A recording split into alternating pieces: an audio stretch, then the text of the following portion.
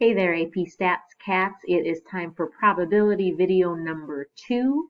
This is covering chapters 15 and 16, which is when we finally talked about binomial and geometric distributions and also what happens when you had multiple random variables and maybe you were combining them by adding or you were comparing them by subtracting. So keep in mind that you will have access to all these formulas, obviously because it's an open note test, but also because they are actually right there on the formula packet. So in case this helps a little bit when you are talking about a binomial PDF, the probability distribution function, that's really finding that out of a set of n trials, you want k successes. So that means the probability of success p is going to happen k times, and the probability of failure q is going to happen n minus k times. To find the mean and standard deviation, we have these two formulas right here.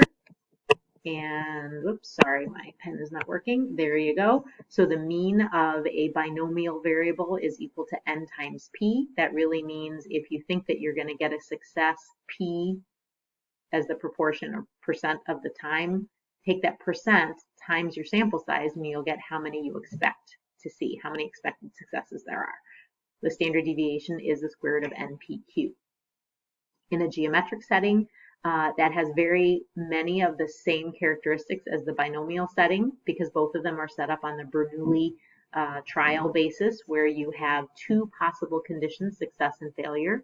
Each trial is independent and the probability of success is the same for each. That's true for all Bernoulli settings, of which binomial and geometric both belong. But the difference between binomial and geometric is in a binomial situation, you have a fixed number of trials. And so, for example, you might say, what's the probability that in a group of 15 people, exactly 4 of them are Cubs fans? Whereas in a geometric setting, you are continuing to try something out. This is a little engine that could keep going until you succeed, until you find what you're looking for. So let's say that we were just going to go up and ask people on the street, hey, what'd you have for breakfast this morning? And keep on going until you had someone who said Fruit Loops. If maybe P was representing the probability of success, which is that you found someone with Fruit Loops, then you stop as soon as you find someone who said Fruit Loops. And otherwise you have to keep going. So the geometric setting, you keep going until you succeed, and that means that if you think about it this way, if you try n times, you have to fail n minus 1 of those times, every time up until the final try, where, good news, you got what you were looking for. There are also means and standard deviations of geometric distributions. In the past, these have not been given to you on the formula packet, but this year they are. So assuming that you have the newer version, which is what you should all have because I think I asked you to recycle the old one, you should find the geometric formulas there.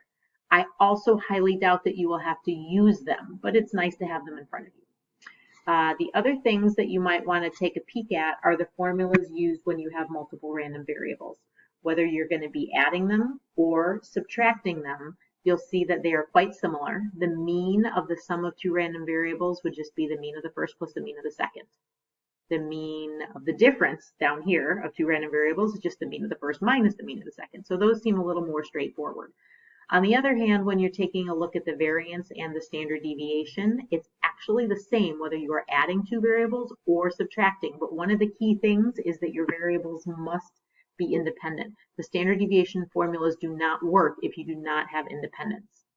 We're going to be using this quite a bit. A lot of times people will look at this as the Pythagorean theorem of statistics.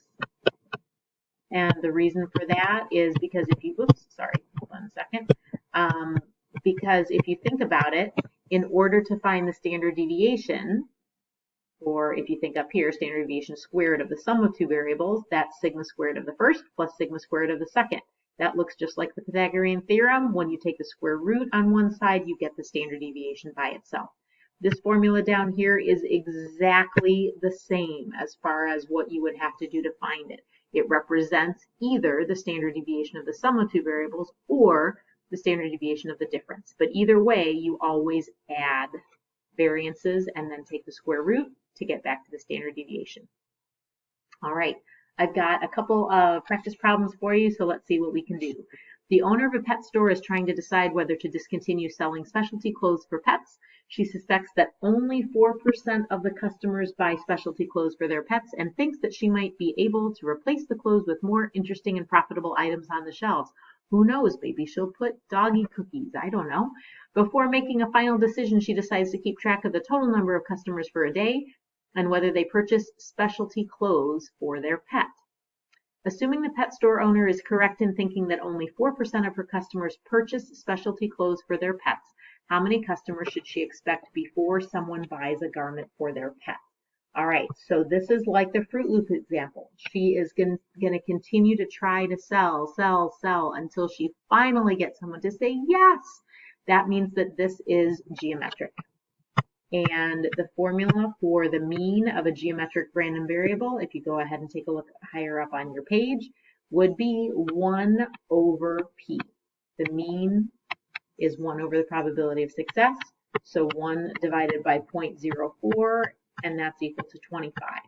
So what that means is we anticipate that it will take approximately 25 customers before she finds one who says, yes, I will buy garments for my pet. Now, if this is the question on the AP exam, don't just leave it like this. Put the answer in a sentence, back into context, like this. All right, so you've got the context here. Make sure to go back and put that in. Again, on tonight's webinar, they could not stress enough. Please put context. It will make a big deal. You know this is geometric here in number 1 because we are looking for how many people are we going to encounter until we find the first success, as compared to question number 2, where they're telling you how many people they have in their sample, and they're asking what's the probability, or how many rather are you expecting to see who do buy the clothes for their pet given a certain sample size. So in number 2, I'm giving you a spoiler already. We're taking a look at binomial. We still have 4% of customers purchasing specialty clothes. 50 customers visit the store on a typical day. How many should we expect would buy a garment? Because we know N, and this is not looking for how many until we find the first one, but how many altogether out of a group of 50. That means we're going to use our mu of x equals n times p. This is a binomial mean that we're looking at. So we would go ahead and take n, 50, times 4% times 0.04. And then that should give us 2. So once again, put that into context. Okay, so n times p, 50 times 0.04 gives us 2. So in context, we expect that 2 customers out of 50, which guess what? That's 0.04, would buy specialty clothing for their pet. All right, number 3, what is the probability that the pet store owner does not sell any garments until the 7th customer? So that means we have no. Did I say that enough times? There should be 6 no's in a row. And then finally a yes. So that means we have the 96% who don't buy specialty clothing raised to the 6th power times that 4% that actually do. Go ahead and multiply that and you should get your answer, which is 0.031. So you failed 6 times and then finally you succeeded. Once again, this is a situation of looking for your first success. So that makes it geometric. All right, in number 4, A, B, and C, I asked you 3 almost identical questions except for just a couple of words. And the difference here is the difference between a binomial PDF and a binomial CDF, or a slightly different version of a CDF. So what is the probability that exactly 3 out of 10 customers buy garments for their pets? Exactly 3 out of 10? That's the probability that x equals 3. If x equals, and again, back to context, the number of customers who buy specialty clothes for their pets. Now, probably in the actual AP exam, oops, not in their pets, for their pets, sorry. In the AP exam is where my in was coming from. You probably won't have 3 parts just like this on exactly the same thing. You're going to have it going all over the place. But still, it would be good to define your variable in context. Okay, so exactly 3 out of 10, that means that of 10, you have 3 people who said yes. The probability of saying yes, that 4% is going to be raised to the third. The rest of it, the 96%, is going to be raised to the seventh because we had 3 yeses and 7 nos, and this coefficient out front is telling you how many different ways there would be to rearrange that. To be quite honest, I don't know if they're going to ask you to show that or not, because now this is a kind of a different exam, but it's always a good idea to show your work. As a matter of fact, on tonight's webinar, one of the things they said was a naked answer equals no credit. If you just give an answer with no work, they might give you no credit even if it's right. So please show some work. Here's what you would do in the calculator. All right, if we want to find the PDF, that's found at second bars. Then binomial can't be seen right now. Go all the way up here to option A. We have 10 trials all put together. Our probability of success is 0.04. Our X value is 3. And then we can go ahead to paste and we'll get the final answer, 0.006. So go ahead and put that back here. 0.006 is your final answer. There's not a high chance of that because you're expecting 4% of people to buy the clothes. Well, 4% of 10 is 0.4. That's not 3 people. So that, yeah, this is kind of unlikely. All right, the difference between at most 3 out of 10 and at least 3 out of 10, well, the difference there is that one of them is saying that X could be 0 or 1 or 2 or 3. Whereas in C, X as at least 3 would be 3 or 4 or 5 or 6 or 7 or 8 or 9 or 10. So we've got a lot more choices here in C than we do in B. And the CDF is based on always looking at a less than or equal to situation. So the binom, whoops, sorry about that, CDF is always based on at most. So here's what we're going to do in the calculator. Take a peek here, go to second bars, binom CDF now this time because it's cumulative, it's less than or equal to, not just equal to. We're still going to have 10 trials. We're going to have a probability of success of 0.04. We have a maximum of 3 people that we're looking at, so we're really adding up the probabilities for 0 or 1 or 2 or 3. And that is considerably higher. Again, think about it this way. We're expecting 0.4 people to buy the clothes out of 10. So yeah, most of our answers should be right here. This is 0.9996. I'm going to call it just so that I have something to round to. So 0.9996.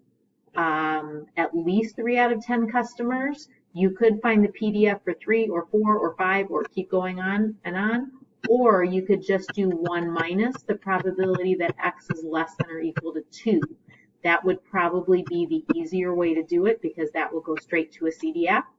So I'm going to go one more time to second bars. I want to go up to binom CDF. Whoops. We're looking at 10 with a 0.04. Now our maximum value is 2 because that's what we don't want. We're going to go ahead and subtract this away in a minute.